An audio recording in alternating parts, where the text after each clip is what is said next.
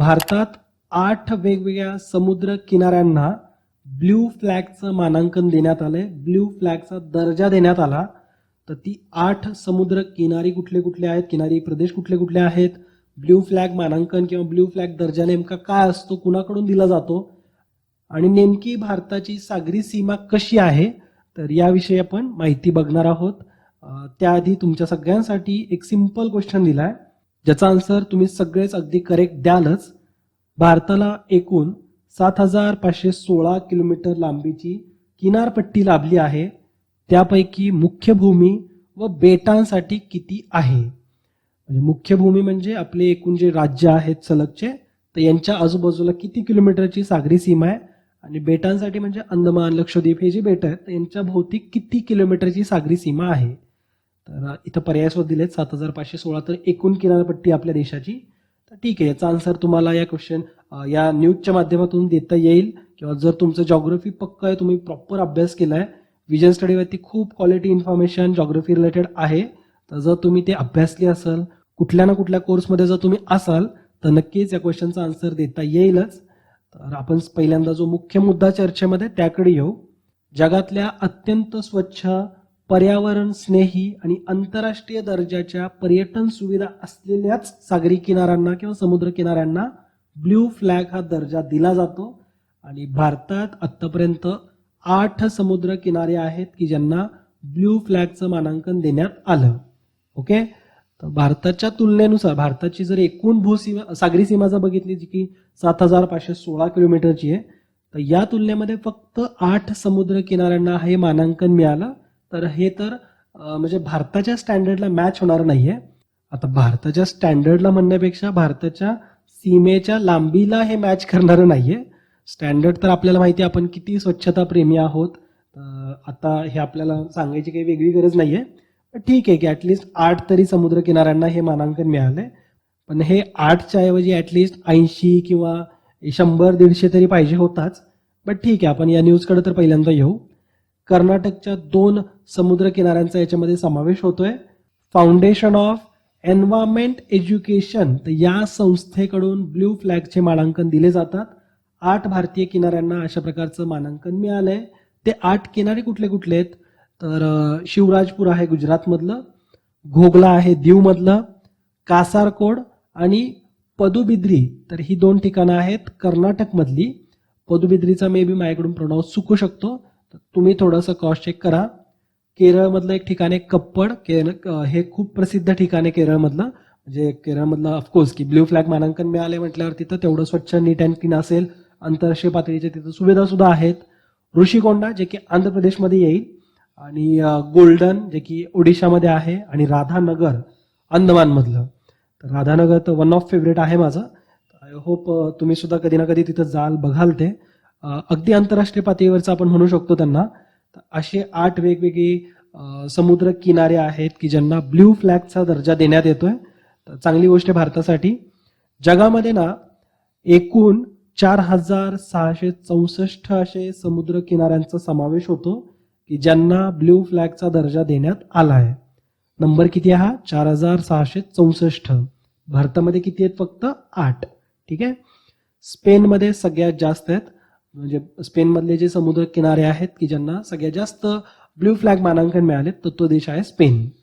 भारतात आपले समुद्र किनारे स्वच्छ राहण्यासाठी तिथलचं पर्यटनाला अधिक सुविधा मिळाव्या, चालना मिळावी, तर यासाठी म्हणून हे जे 8 मानांकन मिळाले, तर ते एक यशस्वी पाऊल आहे की त्यामुळे ॲटलिस्ट भारताच्या इतर समुद्र किनाऱ्यांना सुद्धा एक प्रोत्साहन मिळेल. इतर राज्यांमधले, मग इथं तर महाराष्ट्रामधले एक पण नाहीये, तर आपल्या रत्नागिरीमध्ये सुद्धा भरपूर आहेत, मात्र तिथं प्रदूषण आहे किंवा सुविधा तेवढ्या नाही आहेत.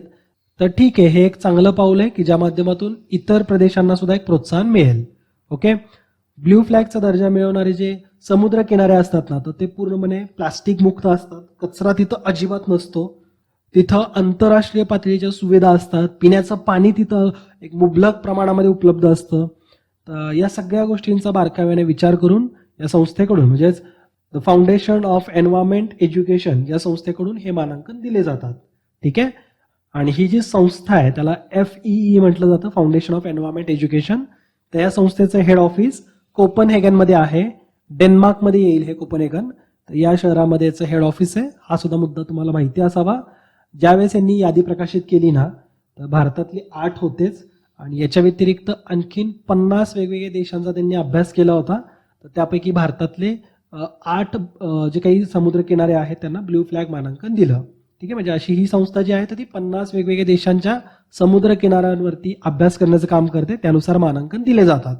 ओके, तर एवढी माहिती तुम्हाला ब्ल्यू फ्लॅग मानांकन आणि भारतातल्या 8 समुद्र किनाऱ्यांविषयी असायला पाहिजे.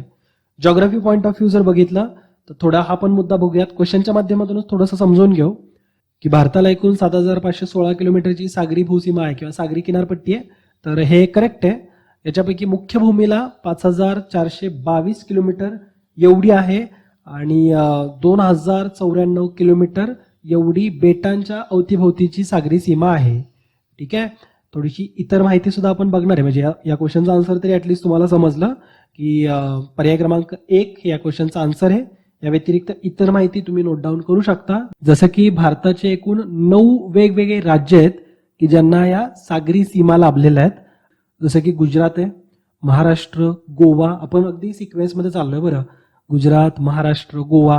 आता महाराष्ट्र आणि गोवाला जो सागरी सीमा लाभली आहे त्याला आपण कोकण म्हणतो. ठीक आहे, कर्नाटक आणि केरला तर याला मालाबार म्हणतात. कर्नाटक राज्य आणि केरला राज्याला जी सागरी सीमा लाभली आहे ना तर त्याला मालाबार म्हणतात.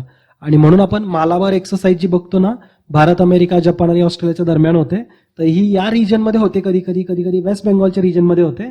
तर ऍक्च्युअलमध्ये भारत, अमेरिका, जपानची ज्यावेळेस पहिल्यांदा झाली होती तर ती या बॉर्डरवरती झाली होती, कर्नाटक, केरला. तर इकडच्या किनाऱ्याला लगत झाली होती. तर या किनाऱ्याला आपण मालाबार म्हणतो आणि म्हणून या एक्सरसाइजचं नाव किंवा या नौदल सरावाचं नाव सुद्धा आपण मालाबार म्हणून ठेवलेलं आहे. ठीक आहे, तर कर्नाटक आणि केरलाची जी सागरी सीमा आहे त्याला मालाबार म्हणतात. आता तमिळनाडू राज्याला सुद्धा जी सागरी सीमा लाभलेली आहे ना त्याला सुद्धा इंटरेस्टिंग नाव आहे. त्याला कोरोमंडल असं म्हटलं जातं. कोरोमंडल सागरी सीमा किंवा कोरोमंडल कोस्ट असं म्हटलं जातं. तामिळनाडू आणि आंध्र प्रदेश जे बॉर्डर शेअर करतात, सागरी सीमा शेअर करतात, तर त्याला सुद्धा पयान घाट असं म्हटलं जातं. ठीक आहे, तर हे थोडे फॅक्ट्स जे आहेत ना, तर जर तुमचा अभ्यास डीप असेल, थोडं अगदी मन लावून जर अभ्यास केला असेल, कधी गोष्टी वाचल्या असतील तर लक्षात राहून जातात. तर ज्या फॅक्ट्स मी तुम्हाला सांगतोय ते ऍटलिस्ट नोट डाऊन करून ठेवा.